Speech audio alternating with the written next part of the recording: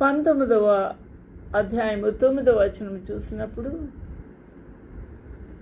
ఎవరు ధన్యులు అనే మాటే మనం ఆలోచన చేస్తున్నాం. ఎవరు ధన్యులు? Who are the blessed? He saith unto me. Right, ఈ విషయం రాయి, నేను చెప్తున్నాను అంటున్నాడు ప్రభు. అతడు నాతో ఇలాగ చెప్పెను, గొర్రెపిల్ల పెండ్లి విందుకు పిలువబడిన వారు ధన్యులు. గొర్రెపిల్ల పెండ్లి విందు జరగబోతుంది, ఆ విందుకు పిలువబడిన వారు ధన్యులు అని వ్రాయము అంటున్నాడు. మరియు ఈ మాటలు దేవునివి, దేవుని యథార్థమైన మాటలు.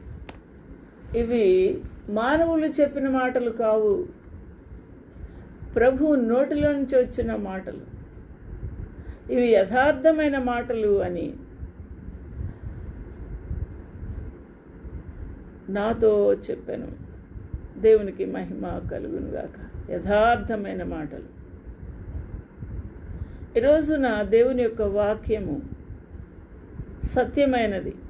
దీనిని నమ్మలేని స్థితిలో ఎవరైనా ఉంటే, దానిని గ్రహించలేని స్థితిలో ఎవరైనా ఉంటే, అది వారి యొక్క దౌర్భాగ్యమే అవుతుంది. ఎందుకనగా దేవుని యొక్క వాక్యము సజీవము గలదై, అది సత్యము గలది.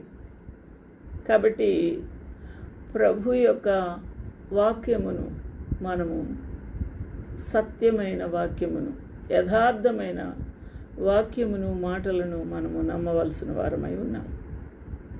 ప్రకటన గ్రంథము 19వ అధ్యాయంలో ఆయనను స్తుతించండి, గొర్రెపిల్ల వివాహోత్సవ సమయము వచ్చింది. ఆయన భార్య తన్ను తాను సిద్ధపరచుకొని ఉన్నది కనుక మనము సంతోషపడి ఉత్సహించి ఆయనను మహిమపరచదమని స్వరము చెప్పగా వింటిని. స్వరం వినిపించింది యోహాను భక్తునికి.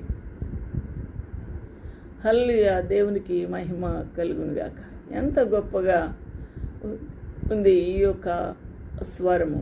సంతోషించుటకు పిలుస్తూ ఉన్నాడు ప్రభు. కాబట్టి ఆమె ధరించుకొనుట ప్రకాశములను నిర్మలములు అయిన సన్నపు నారబట్టలు ఆమెకు ఇయ్యబడెను. అవి పరిశుద్ధుల నీతి క్రియలు. పరిశుద్ధుల నీతి క్రియలు. హల్లెలూయా, దేవునికి మహిమ కలుగునుగాక. ఇట్టి గొర్రెపిల్ల పెండ్లి